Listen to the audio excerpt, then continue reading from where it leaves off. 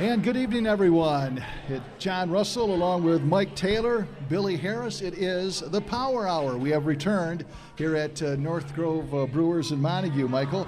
They said it couldn't be done. We're back. We're back live and in color. For the next hour, Bill Mann is our producer, and great to have him on. And talk to us a little bit, bring our guest in here. You've known him for about 5-10 minutes, haven't you? I've known him, it's been a month and a half now since I first met our guest here. He hails from Clintondale, Michigan originally, and I've had the fortune of not only being, having him as one of my best friends all time, but he's also my mentor when it comes to coaching football and carrying me through my coaching career. But his name is Mr. Billy Harris. And again, what he's accomplished, and he comes from, like I said, Clintondale, where he was a two-time All-State athlete in basketball and football. He was recruited very heavily by Michigan State, but ended up over in the Ann Arbor area, and actually being on the first team, Bo Schembechler's first team. Billy was starting as wide receiver and was a part of that big upset win in 1969 after Ohio State had beaten them the year before. I believe it was 50-14. So here tonight, our first show here at North Grove Tavern, I'd like to welcome our guest, Coach Billy Harris, to the show. Well, let me just say this. I know there's some young people out there, because after we beat Ohio State this last weekend, people kept saying they'd never seen anything like that. I said, hey, listen, 1969, Ohio State was number one in the country, hadn't been beaten in 2.5 years, and then we put them down. Still, we'd also like to thank VanDyk Mortgage for helping us out with this tonight, being a key sponsor for us as well. Well, Billy, let me get in the first question here. We're going to take you back to high school a little bit. Obviously, a receiver in kind of an era where it's not like today where the ball's being thrown around. Well, let's go back even a little farther, John. Junior high school? Because, what I want to talk about is there were actually 15 kids in Billy's family, and Billy was number 9 in the order, okay? That is true. And remember, he grew up in a house 500 square foot, okay? A little bigger than that, maybe 600. Yeah, maybe 600.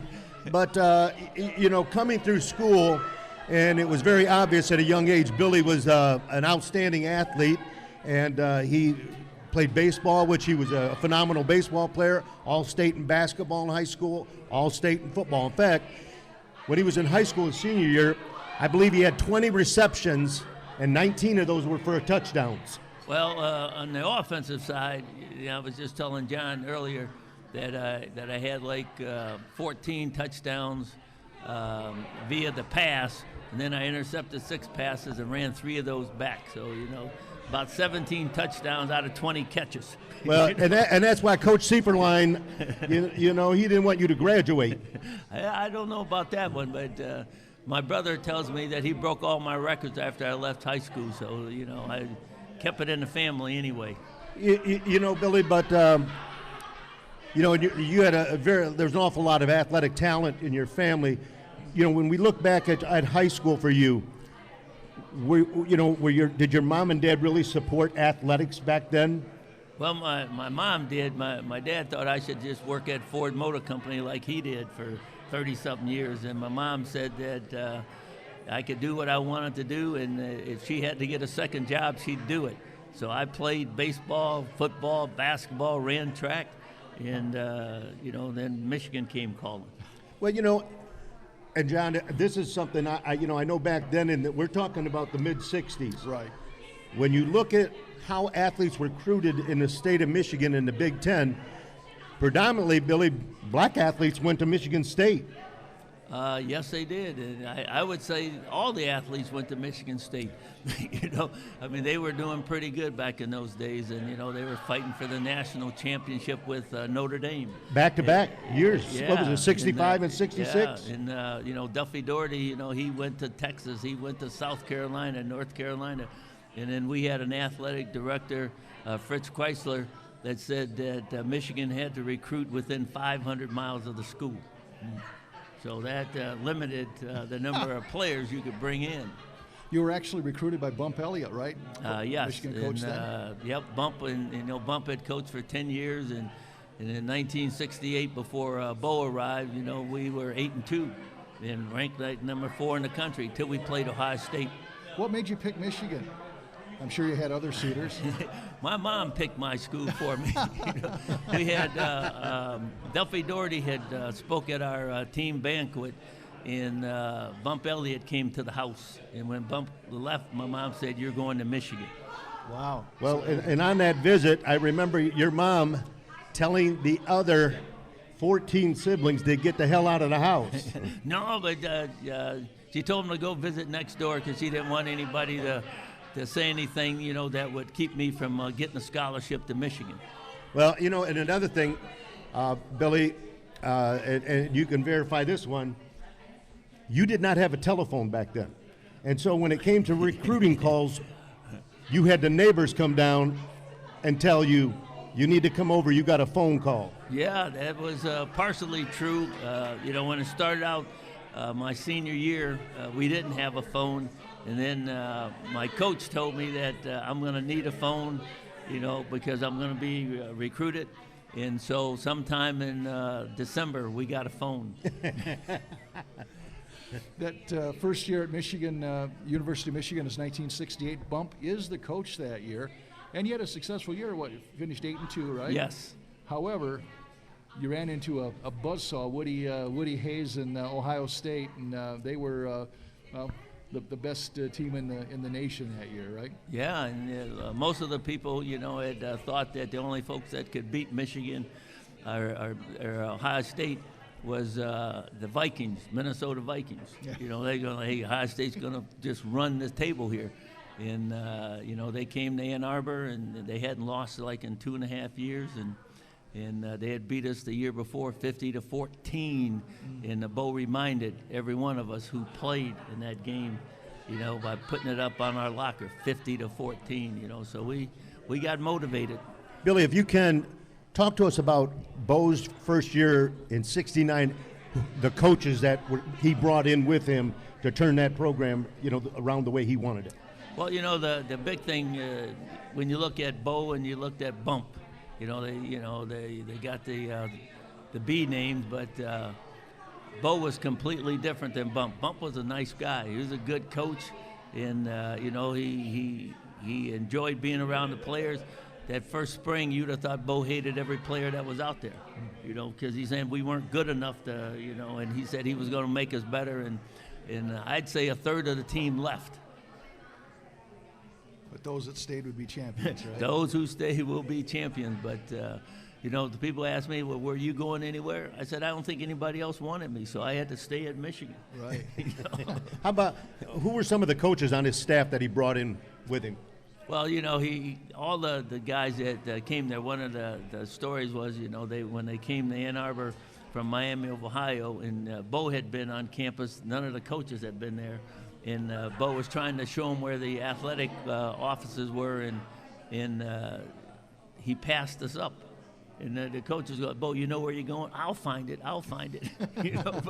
But no, the Jerry Hanlon, Gary Moeller, they were, two of the people, that he leaned on. And we got, as a freshman coach down the road, we had Terrell Burton. But one of my favorites, a guy who recruited me, was George Manns, and so he was on Bump's staff, and he stayed. Now, from your standpoint, you're a receiver. Yes. And you wind up playing for Bo, who is notorious for saying 3 things happen on a pass and 2 of them are bad. So all of a sudden, that the passing is going to be at a premium. How do you adjust yourself to that situation? Well, if you were a receiver and you wanted to play, you better learn how to block. And so, I did the best I could out there, but we went from the number 1 receiver, catching, 60, 70 passes, to the number 1 receiver catching 20 passes. So it's just like high school for me. Yeah. Well, and all the aspirations, you see kids in college now, and obviously they're thinking that next step pros. Well, you're in a situation that you're not getting necessarily spotlighted. I mean, they're not necessarily seeing the talent of you being this great receiver. Now, he made some big catches, some key catches, but like you said, you're not getting the ball thrown to you, 40, 50 times a year. Does that affect you, thinking, wow, this is this is not helping my my foray into possibly the NFL? Yeah, but the thing that Bo preached, and and he made everybody a believer that if you want to be around this, it's the team, the team, the team. So everything that you do it for the team. The team is the way to be. You don't think about what you can do for yourself, but what you can do for the team. Billy, being 6'3", an elite athlete at that time, and did you think, your freshman, sophomore year, knowing you're at a program like the University of Michigan, did you think at all, I'm going to need a couple more receptions here, and I think I got a shot at playing in the NFL, because honestly, you led the team in receptions in '69. After you beat Ohio State, you got rolled up on in the Rose Bowl, and it basically cost you your career with your knee. Yeah, well, the good news is that I didn't have to worry about, where I was going to be after football, because football ended early for me. But, the guy that was playing behind me as a junior, he ended up getting drafted by Cleveland, playing for a couple years. So I figured I would have been good for, Paul Stroba. Yep. So I figured I'd have been good for at least 1 year. Oh, my goodness. Well, and again, at that time, we're figuring that the elite receiver in the NFL is Paul Warfield. Yeah, And you look at what Paul brought to the table, and I mean your skill set. I believe there's on the upside of what Paul had. Yeah, well, Paul, he was at Ohio State. And you're a better fisherman. Yeah. But the good news is that wherever you went in the pros, I mean, you're going to have some good people that you want to try to get as good as they are, and then if you did, then you made the team. That battle in the Big Ten back in those days, it was they called it the Big Two and the Little Eight. I mean, it was Michigan would clobber everybody, Ohio State would clobber everybody, and then it would get down to that final game for the Rose Bowl, and that was everything. My feeling, and you're on the inside of that and close to the program, was there was so much energy went into that Ohio State game. I mean, that was what Bo and Woody really kind of lived for.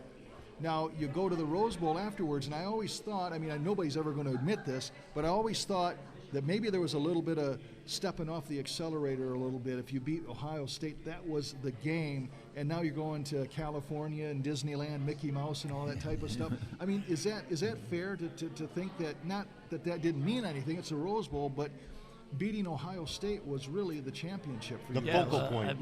Well, Woody and Bo, put a lot into beating each other. Yeah. And I think, just going out to the Rose Bowl personally, you get out there and there's a lot to see, a lot to do, and the good news is that there was more than football. Yeah. And so, for somebody who's going out there 18, 19, you say, hey, let's focus, and it's tough. Yeah. It is tough. Did when we talk about the transition going from your junior year to your senior year, tell us a story, Billy, about the fact you couldn't play, but against Ohio State, what Bo did for you. Yeah, well, the thing about Bo, he loved the players, and so that means he had to love me too. But I didn't play all year because I was hurt, and then he says, hey, listen, he said, I know it's been tough.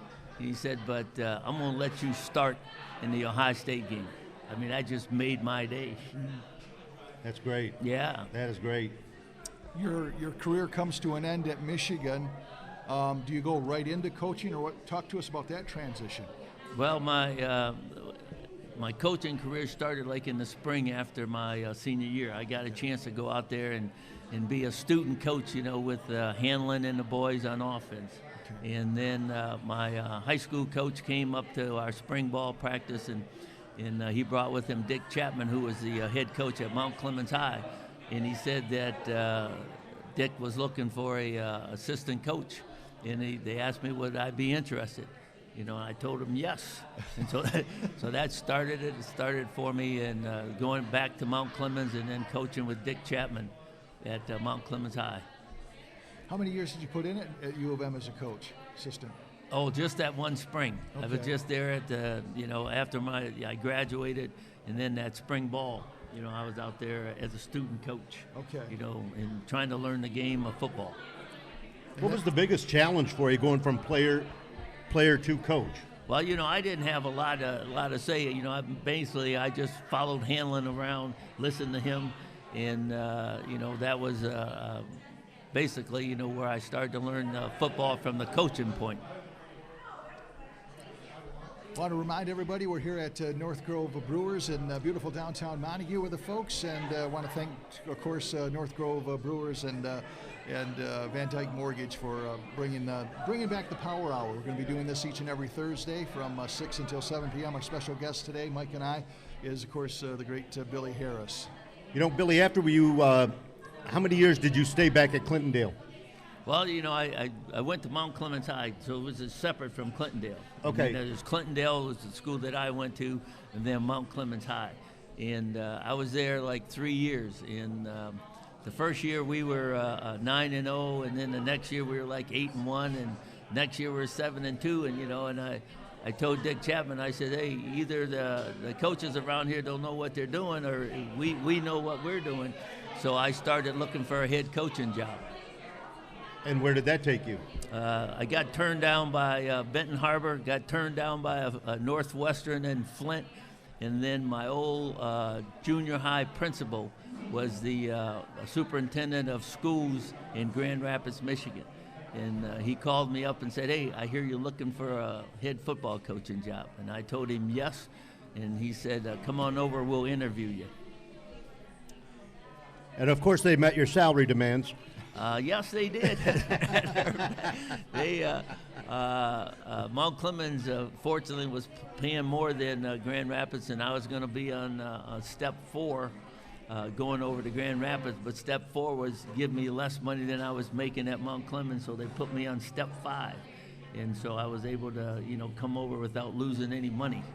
And and again, when you were in Grand Rapids there, did you have any athletes at your 2 stops, at high school stops, Billy? Did you have any athletes that went on to play at the next level? Yeah, we had a couple, but my biggest recruit was that when I got the job in Grand Rapids, I recruited my buddy Jerry Dutcher. He was coaching down at Jeffersonville, Indiana. I called him up and told him I had a spot for him, and he came right away, and we did good. And when I left 3 years later, he became the head coach of Grand Rapids, Ottawa Hills. He stayed there long. How many years did he stay there? He stayed there at least 30. Yeah. Yeah, he was there a long time. Oh, he was there a long time. Long time. And then from Grand Rapids to Grand Valley? Went to Grand Valley. How did you make that? I mean, how did that happen? Well, you know what? When I was head coach at Ottawa Hills High School, we visited Grand Valley, to watch spring ball. So I met Jim Harkiman, the head coach, and then later, while I was there 3 years at Grand Rapids, he had called me up and told me he was losing one of his coaches, and asked me if would I be interested in getting into college coaching, and I said yes. Okay, and at that time, were you teaching also in Grand Rapids? Yeah, I was teaching math and physical education at the high school, and so then I went over to Grand Valley and just for 1 year. And did you still maintain your teaching position? No, I didn't you teach gave that up. anything at Grand Valley. I just went over there as a Okay. full-time coach. And what position were you assigned? I had the defensive backs, and so and we won the championship that year. So that was kind of nice. And then I got a call from Elliot Uselak. Now, how did you that connection come about? Well, Bill Hardy, who was the coach at Grand Valley that left Grand Valley to go to Western Michigan, he had been a player at Michigan. He was a defensive player, but he was a senior when I was a freshman. And so, I didn't get to play with him because in that day, freshmen didn't play on the varsity. It's just you had to play as a freshman. Right. And so he went down to Western Michigan for 1 year, and then he took the athletic director at Romulus. And so he told Elliot, that I was down at Grand Valley, I had taken his place. And so then Elliot called me and said, I want to come on down, let me interview you. And so he offered me the job, and I took it. Kalamazoo, here we go. Kalamazoo. That's where I met Mike. Yeah, that's in the home of the Broncos, but so again, that was the incredible staff. Elliot had put together down there in Kalamazoo, and Paul Kursula and Gene Cavich and Gary Hanrahan. Yeah. Hanrahan he played on was he on the 69 or 70 team at Michigan? I think he was more like 74, 75. Yeah. Yeah. Okay. Hanrahan. Yep.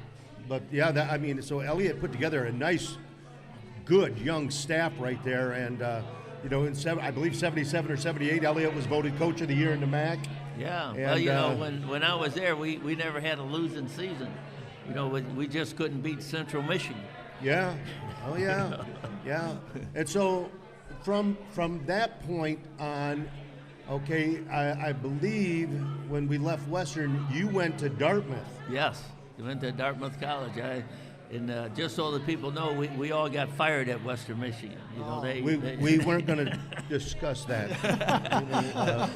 They told us that, hey, here's your walking papers, and And well, it's like we always said, Billy, there's two kind of coaches: those that are going to be fired and those that are fired. I know. I hear you. So you went east then, huh? Yeah. So I went to the east, and Mike Drake, Mike's a good friend, had told me that they were looking for a secondary coach at Dartmouth, and so I called Bo up and asked him that he know Joe Ukika, who was the head coach out there at Dartmouth. And Bo said he had worked with him in the East-West Shrine game out in California. And I asked him would he call and recommend me, and he said, oh, yes, I'll do that. And so that's how I got the job out there at Dartmouth. So what was the Ivy League like? I mean, you're talking Big Ten and, rough and tough league, and maybe the Ivy League kind of, looks a little bit different. Like it's kind of the preppies and all that type of thing. What was that like? Well, I'll tell you, there's some smart people. Very smart. The thing about coaching in the Ivy is that you tell these players something and they never forget it. I mean, I tell you, hey, coach, you said 2 weeks ago Friday, that we should do this. Do you want me to still do that? Yes, go ahead and do that. But yeah, I mean, it was fun coaching those guys because. Like I said, and here's the difference, okay? Here's the big difference. At Western, we're in 2-a-days, and your first practice is at 7 in the morning, and the kids get up, and the kids are complaining about how early the sun comes up. They don't want to get up at that time. Now the kids in the Ivy League, they're explaining to you. The angle that the sun came up this morning is perpendicular to, and they're breaking it right down. Oh, I mean, I tell you, they were a fun group. And then, the first year I was there, we won the championship, so that made it even nicer, And then I got lucky. I went to one of the, they have these conventions called the American Football Coaches Association Convention. And then Don James was walking around, and Don was the secondary coach when I was like a freshman at Michigan. And then he took the defensive coordinator's job at Colorado. Okay. And so I'm walking in, and he stops me and he says, hey, Billy, I need a coach. I'm looking for a secondary coach. And at that time, he was at the University of Washington. And we went up in the room. We talked for a couple hours. He said, I'll give you a call. And then the next week he gave me a call and he said, well, do you need to come out and see Washington? I go, no. I'm coming from Dartmouth, Right. Hey, let's go, I'll look at it when I get there. Yeah. I said, let's go, coach. But the first year I was there, we went to the Orange Bowl and beat Oklahoma, ended up number 2 in the country. So it was a nice ride. Talk to us, Billy. We're talking with Billy Harris here at North Grove Brewers in Montague, and I want to thank them and VanDyk Mortgage. Billy, talk to us about the life of an assistant coach. I mean, we're just talking here, and just the travel. I mean, just being you're here for 2 years, you're there for 1 year, you're there, you get fired. You're totally at the mercy of the head coach in terms of if he gets fired, they clean house, so everybody goes. Yes. How do you plan your life around that? Can you plan your life around it? I know you're married now. I mean, I don't know. Were you married at the time? Yes. Okay. Yes. So you got family involved in Yes. all of that. You got to pack up and move. Talk to us about that mindset Yeah, well, a little bit. that's tough on the family because, like in my case, I moved about 7 times, and the kids are in one school, then you move to a different town. They're in another school. They got friends at this town. They don't have the friends over there, and so you're at the mercy of the head coach and where you go and what you do and when you recruit. And so if you're lucky enough to find that wife who doesn't want to stay home but move with you, so I've been married like 51 years, and so I was lucky. Well, and we didn't have the buyout clauses like they do now either. I where, know. You don't have to work for 5-10 years. So. I know, yeah. But the good news is that when you move, they give you usually a higher raise than you would have gotten if you'd have stayed. So, like for example, I was at Michigan, and I took the defensive coordinator's job at Stanford. And at Michigan, they would have gave me my normal 3% increase in pay. Right. And I'll go to Stanford, I got like 120% increase in pay. Huh. So that's another reason why it looks nice to move on. Yeah. The money. Billy, when you're out there with Don James, and again, Don James was the head coach at Kent State prior to going to Michigan, and we look at.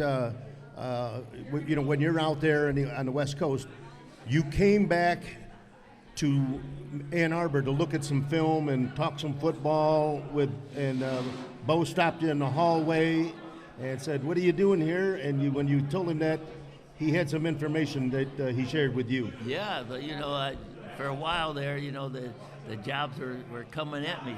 I didn't have to go looking too hard, but. Yeah, so I came back, to visit Michigan, and the good news is that Michigan, they're willing to share information, about how they blitz or how they play this or how they play, the option, and so I came back to pick their brain a little bit, and then while I was there, I saw Bo, said hi and walked around with him a little bit, and then he said, "Hey." I'm going to go walk around the track for a little bit. And he said, afterwards, I want you to come and meet me in my office, and we'll talk some football.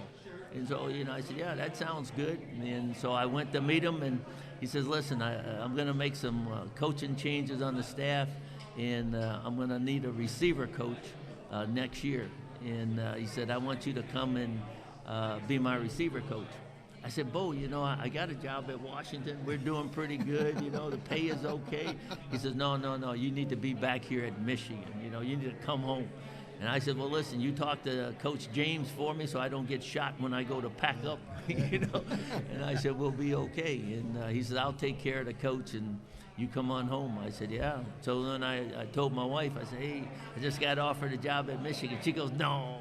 I said, no, yeah, for real. And then, but I told her, I said, once we got in Ann Arbor, I said, we're not leaving until the kids graduate, and so we stuck around there for 9 years, and just so happened that after the 9th year, and kids are all getting out of college, and Stanford came calling. How many years did you coach the wide receivers before you switched to defensive backs? Just 1 year. 1 year? Yeah, just 1 year. And what happened on the change? Well, what happened was Bo was going to give up the play calling. He was going to give that to Gary Moeller. So Gary came from the defensive coordinator's job to the offensive coordinator. And then Lloyd Carr took over as the defensive coordinator.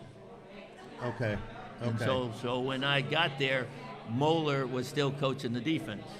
And so then I took Bob Thornblade's place and coached the receivers for 1 year. So when I coached the receivers, Harbaugh was the quarterback. Wow. Okay.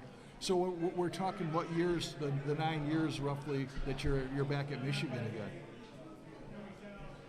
Yes. That was back in the what this. So we got there in '86 and we left in '94. Okay. So you're so a lot of great football, a lot of. Yeah. Well, the first. 7 years that I was at Michigan, we won 5 Big Ten championships and went to the Rose Bowl 5 times.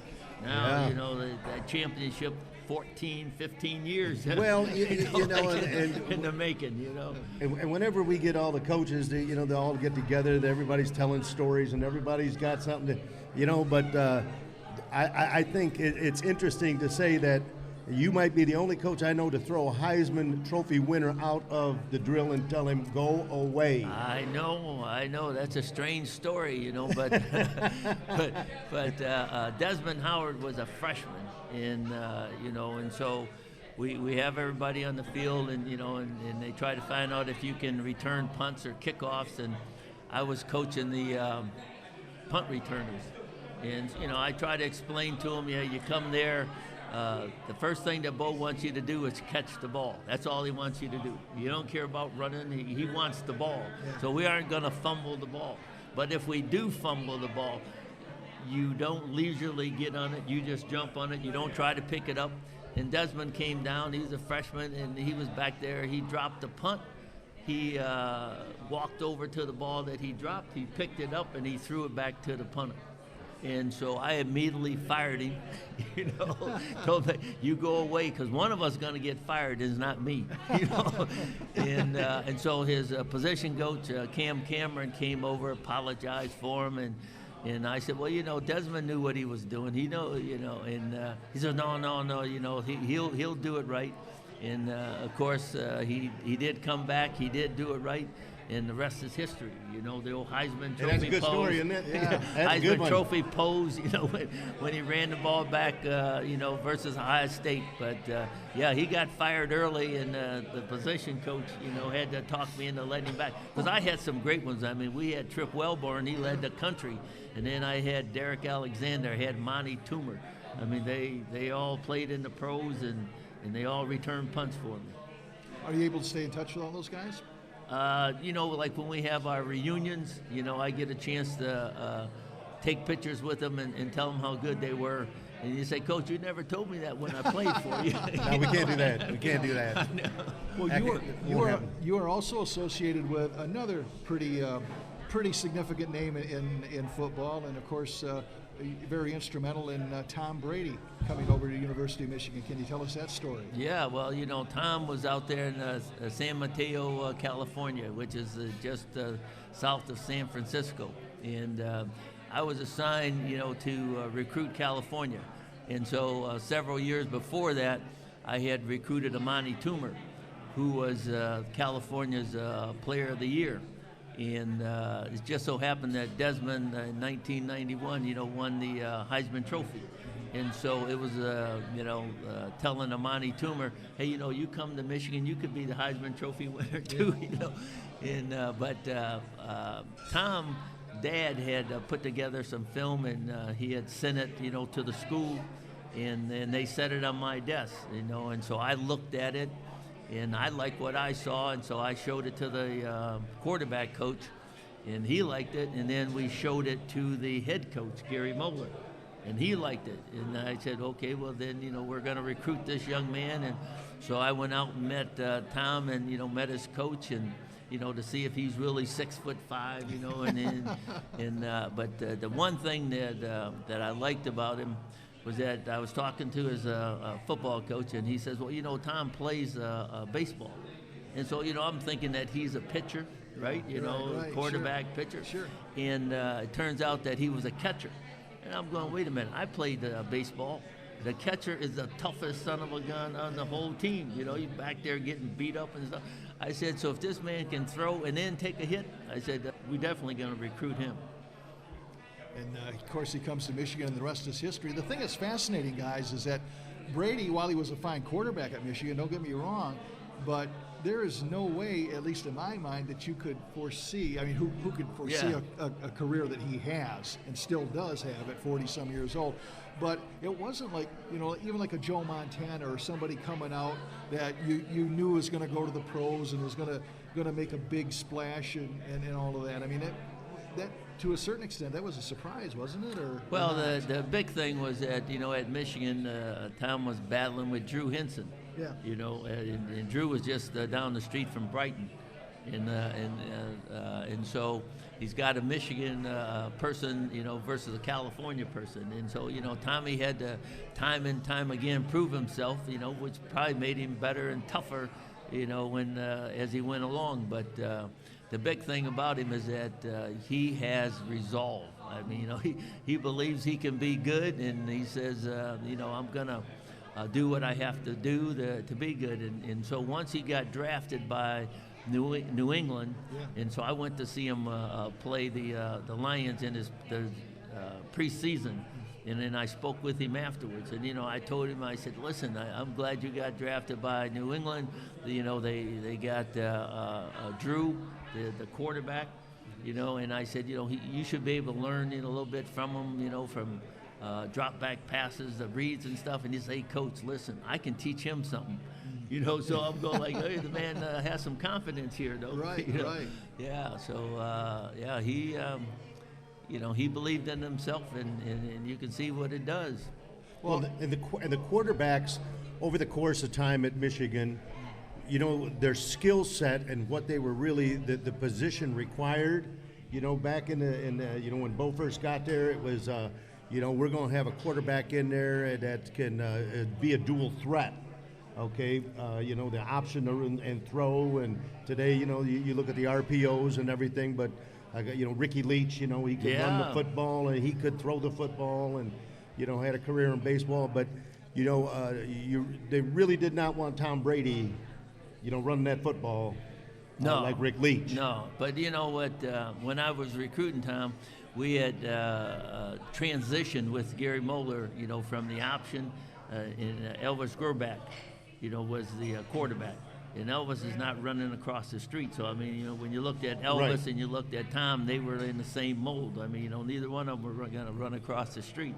And so he didn't have to, in that period of time, he did not have to, run the football. They just wanted the quarterback, Elvis Grbac, hand it off, throw it to Desmond. Okay, well, then that's what Now, he was gonna Grbac do. and Desmond were high school teammates. Yes.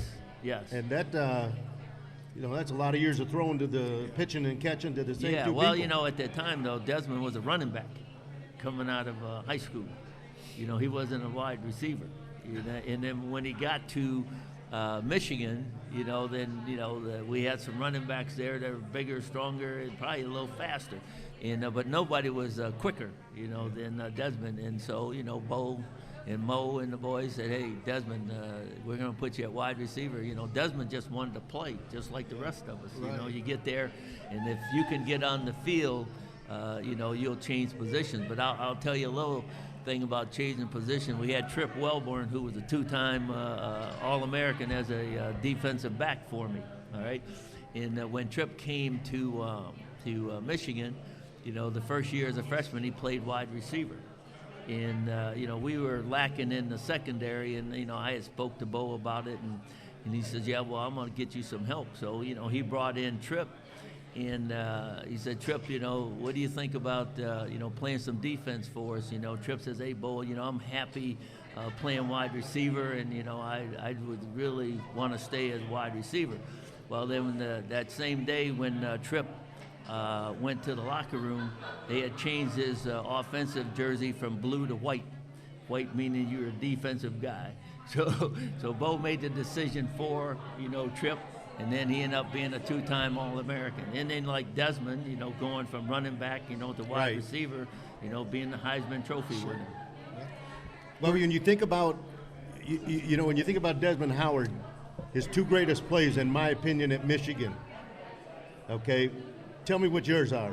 Hey, well, the one that he caught that Notre Dame pass, That's one of them. And then the other one when he ran that punt back There against you go. Ohio State, and gave the little Heisman Those two. Trophy. Those two.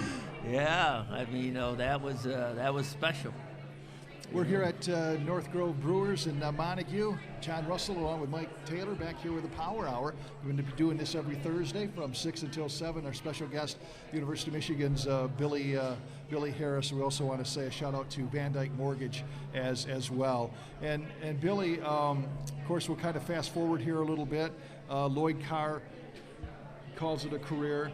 And then they kind of experiment a little bit, Michigan does. You get Rich Rod coming in and just things just did not work out, and that kind of set a trajectory for kind of some, I guess,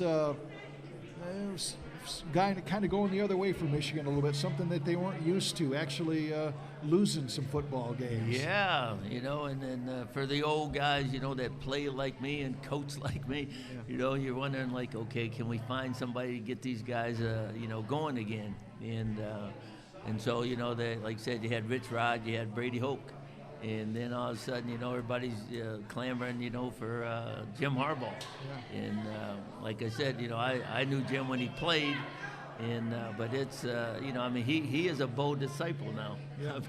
People are going like, hey, how come Jim doesn't throw the ball, 600 times a game? Sure. You're like, Bo didn't throw that ball 600 times a game. And Right. so, if you're a disciple of Bo, you are like stuck on the run game. And then he went to the RPOs, there for a little bit, the run pass option, and then Right. now he's back to like a little smash mouth football.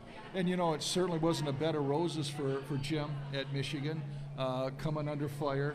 A lot of expectations, as there always is, him coming back. And in fact, he had to restructure his contract, took a pay cut, all of that. And then this magical year comes in, finally beat Ohio State. They beat Iowa for the Big Ten championship. Now they're going to the big dance. So some vindication, I guess, for Harbaugh. Yeah, well, you go 2-4, and people don't. They look at you a little different. Right. But in 1984, Bo went 6-6, and then, it was like fire Bo. Yeah. Now this man won championships and done it all, and he's 6-6. But the reason he was 6-6 was because Harbaugh got hurt. Yeah. I mean, if Harbaugh had stayed healthy, he wouldn't have been 6-6. But they were still ready to fire him. And then in 85, they won, and they didn't win the Big Ten championship. And then I got there in 86, and then we won the Big Ten championship, and then 5 other times, that we won it. But Michigan, you're used to winning.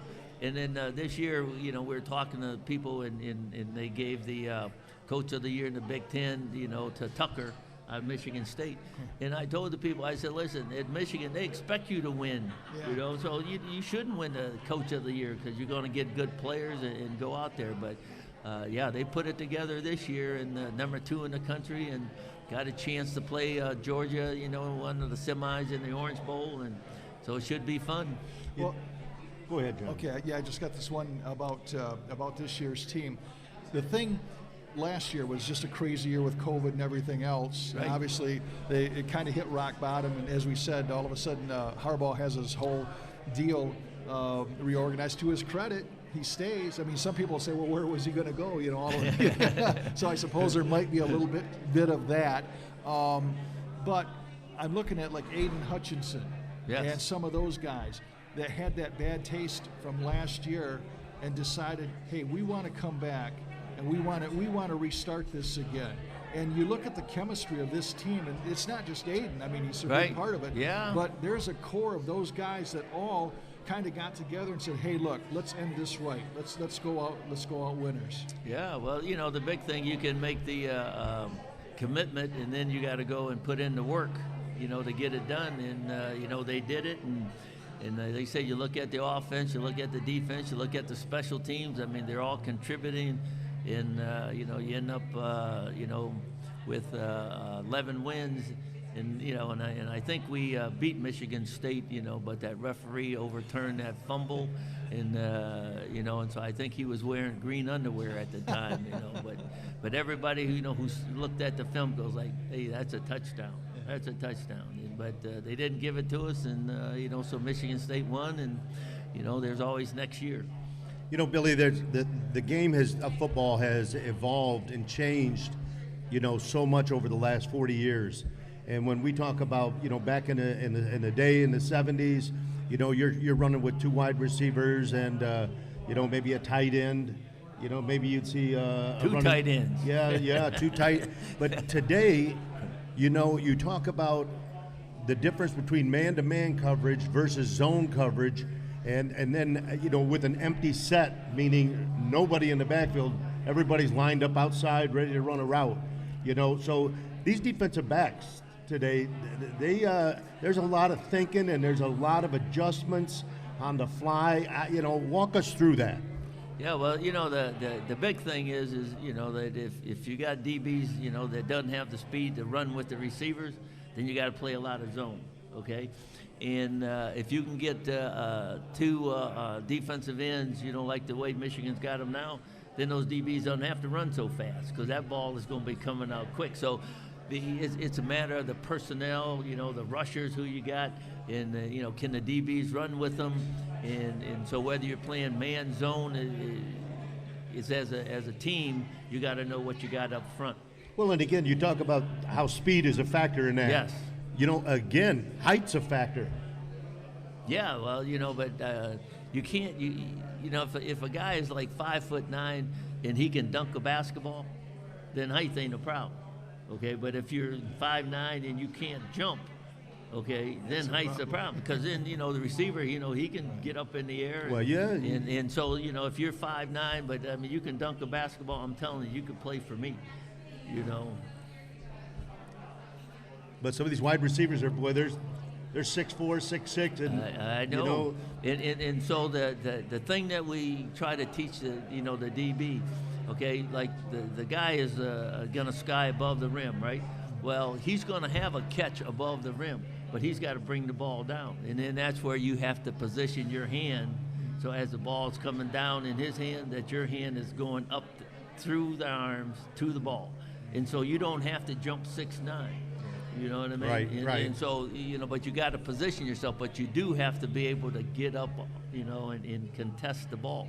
And so the 5'9" guy, if he can jump, like I'm telling you, he could play for me. Right. If he can run and he can jump, then I'd have him on the field. Jon Russell along with Mike Taylor. We're talking with Billy Harris here at North Grove Brewers in Montague. And Billy, let's kind of talk about some of the things going on in the game today. And we can also talk about Lions and their coach. But from the college level, of course, the money.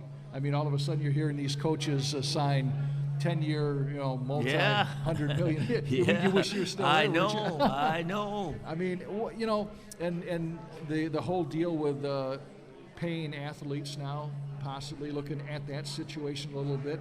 What are you thinking of the state of the game? And I'm talking college football right now. Well, I do believe that the players should have a stipend of some sort. The universities are making a lot of money, off of the players' images or whatever, and I do believe that they should be compensated. But the now, are you talking about just scholarship athletes? No, I mean, anybody who is playing as a part of the collegiate, athletic team, So, I mean, you could be a walk-on, and if they're using your image, on a program, right? So then they would have to pay you, some money for that. And but I just believe that the universities are making buku money, from the advertising, from the TV, and the whole bit. And that the players should be able to be paid for that amount of money. The thing that I'm wondering is how equitable is that in terms of, okay, you got the high-profile quarterback, wide receiver, defensive back, and then you got the linemen who are every bit as important, but yet they're not going to have the gravitas. They're not a whole lot of people. So what does that look like in your mind in terms of kind of trying to make that equitable? Yeah, well, see, I don't think it's not up to the coaches. It's not up to the school. The people who are trying to make the money, are the advertising and the folks, and then so if they want your picture. And so that'd be like in the pros. You see the State Farm commercials. You see any big linemen in there? You got them quarterbacks in there, right? And so it's the same thing with the collegiate. The people get to choose, who they're going to put on there or who they're going to, put on the cover. And most of the time it's going to be quarterbacks, running backs, receivers. You get a couple DBs out there, but I don't think you can control that. In terms of who gets the money. We talk about chemistry so much. Do you see that maybe getting into the chemistry a little bit where all of a sudden maybe there's some jealousy in there? No, see, I don't believe that, because if you go tell the lineman, hey, listen, you play the quarterback, you get in the snap every time, right? And so what he does with that, the people are going to see him, and the advertisers want to put the people, like I said, so you look at the a State Farm advertisement and you go like, okay, you got Mahone out there, right? You got Rogers out there, and maybe next week, maybe there'll be a lineman, maybe they'll get Gronk, the big tight end, out there. But no, that the coaches can't control that, the school can't control it. The only thing that they can do is like say, okay, well, you're going to have to you're going to have to pay, this athlete, whatever the amount, that they can. Billy, we talk about, you working for a guy like, and not only working for Coach Schembechler, but you played for him. What is that like when you see him get to the end of his career, and it's the lights are dimming, and he's now got the program in a position where all of the coaches who are with him, their families, are still going to be intact and coaching there, and he's starting to exit the program. Is that kind of a tough, show to watch? Well, unfold? It's not so much as watching, is that he knows, that he has recruited all these coaches, right. just like me, and then he has hired the equipment guys and and all the executive people. He's had a hand in it. And Bo had once told us that he was talking to Bear Bryant, and Bear was complaining that coaching was taking too much of his time, that he couldn't spend it with the family, and he had grandkids and stuff. And so Bo said to Bear, he says, well, why don't you just quit? And then Bear said, Bo, I can't. What do you mean you can't? He says, well, everybody in this whole complex I hired. And if I leave, the new guy doesn't have to keep anybody.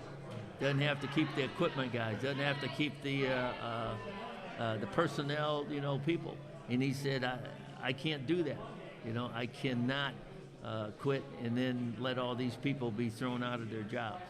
And then see, both, he learned from that, because then when he became the athletic director at Michigan, he got to name the head coach at Michigan, Gary Moeller. Right, and so he's probably told Moeller, "Hey Moeller, I want to keep all my boys. I want to keep all the secretaries. I want to keep all the equipment people." And so that's why, those guys, that you see and say, "Well, how come they're hanging on? Why don't they just quit?" Because they're responsible for all those families, in right. terms of employment. And I know our time's kind of a couple minutes, but I want to jump to a couple things here real quick. And Billy, let's talk. Tell me what, in your opinion, when we talk about this year's football team over in Ann Arbor, compare how the football team grew and how they changed from the Michigan State game to the Ohio State game. Yeah, well, anytime that you lose a close one, it hurts, right? And it hurts the coaches, hurts the players, and you got to give all those guys some credit, because they come back the next week and the next week and the next week, because a lot of times, the people, they start thinking about the loss, and instead of losing one, you lose two, because you're still thinking backwards, right? And so the coaches have to get you thinking forward, and the players got to buy in and understand. And the one good thing that happened, for Michigan early, was that Michigan State lost to Purdue, okay, the next week, right? Now everything is in front of you. That means if you win out, you get the big chance for the Big Ten championship. You get a chance for a lot of good things. So I just think the big thing is to keep thinking forward. And then now, we're looking at playing Georgia. Yeah. Okay, give us a scouting report. What are they going to? To me, I'm a little concerned about the fact I think Georgia's offense is up and down. 1 week they play well, the next week they don't show up. Yeah. Well, I think the good news for Michigan is that Alabama beat Georgia, and so they have a template. They get to look at what Alabama did right and then what they did wrong. Okay, because if Georgia had to beat Alabama, you look at the thing and you go like, holy smokes, I don't know what to do, because everything you do, they do better. And then now they have a template in terms of running the ball or throwing the ball or playing this defense or playing that defense. And so they can thank Alabama that they Right. did beat them because they give them something, to work on, so they don't have to come up with every idea, because Alabama came up with a pretty good game plan on both sides of the ball. A double pass last week, I'm like, Yeah. okay, who I want to know who put that one in. That was the head coach. Yeah. You know what I mean? 'Cause the assistant coaches, believe it or not, everything goes through the head coach. I don't care what you put in, whether it's a punt return, whether a kickoff. I mean, it goes through the head coach. And if the head coach doesn't okay it, it doesn't get in the game plan. And so, it's Harbaugh. Somebody else might have thought about it, but Harbaugh put his stamp on it. Well, and one thing that Jim has done with the University of Michigan is he's really infused, the assistant coaches. Michael Hart comes back as Yes. running backs coach. Good young guys. I mean, young talented guys that want to come back again with that. Hey, we're here to, and a lot of them with ties to Michigan. So there's that buy-in factor. There's something there that's very important too, isn't it? Yeah, well, one of the good news is that the people that they're bringing back, they know their football, and so when you go out there, and the players have to buy in and say, hey, we got Mike Hart, who's a leading rusher for Michigan. Now, you think those running backs are going to listen to him? Absolutely. Right. They're going. He says, hey, this is how we're going to do this right here. Plus, he's a no-nonsense type of guy, isn't he? Yeah, but I'm just saying. So the coaches that he's brought in, just like the defensive coordinator, coming from the Ravens. Yeah, they're going like, you think those people are going to buy in and listen to him? Of course they are, Right. and so you don't have to go out there and, wait for a half a year to have them start listening to you. I mean, you walk on that field and, with your credentials, and they go like, hey, this coach knows what he's doing. We got a couple of minutes left, and I want to jump up to the Lions because they are the enigma I forever. watched Easy that now, game easy, last fellas, easy. I mean, there's Easy. no matter what happens, they just seem to still always be the Lions. And is there any way out of this melange? I mean, are we? Everybody says, "Oh, the Fords own it. As long as they own it, they're never going to win." When they hired Dan Campbell, I was wondering, okay, what's this cat going to be? He brings some energy. I will say that he about does. him. He does. I do kind of like. I hope Yeah. for their sake, I hope he works out. What's your take on the Lions? Hey, well, let me just tell you, the Lions, the front office, they need some people like Mike Taylor to go in there and run them because he knows some football. But We'd have fired them all. I know, but they had Jim Caldwell there. Okay, Yeah, now Jim was a right. good friend of mine. Yeah. All right, now the man has 2 back-to-back winning seasons, Right. and they fire him. Okay, they hadn't had back-to-back winning seasons until Barry played, Yeah, right? right. And so they go like, well, 9 and 7 is not good enough. Not good enough. What? What? I mean, that's what they said. Yeah. And Quinn comes in there and he says, well, 9 and 7 is not good enough. Yeah. Hey, this is the Lions you're talking about. Right. We're not talking about the Patriots here. Right. And Right. Jim has 2 back-to-back, and then they let him go. So all I'm just saying is that the front office, because they're the one that hiring and firing people, they need to clean house, in the front office. They do seem to have a new front office in there now with Campbell. I mean, giving them a chance. What are you thinking? Could this be the team that turns things around? Look at the move with getting rid of Stafford. Well, but see, as they would say, you got to think forward. Stafford's got 2 to 3 more good years, right? Right. Okay, now, the man that they got in there now, he can play for 10 more years. Now, is he good enough to play for 10 more years? That's the thing that you will find out, But, if you get to the Super Bowl once, I mean, as a quarterback, and you surround yourself with some good people, I would say they could, get there with this quarterback if there's other good people, around them. All right. Clean house. That's what we. I'd like your keys turned in Monday. Let's get them all turned in. But right now, I was telling my brother I don't want the Lions to win too many more games because they'd give up that first-round draft choice pick. Yeah.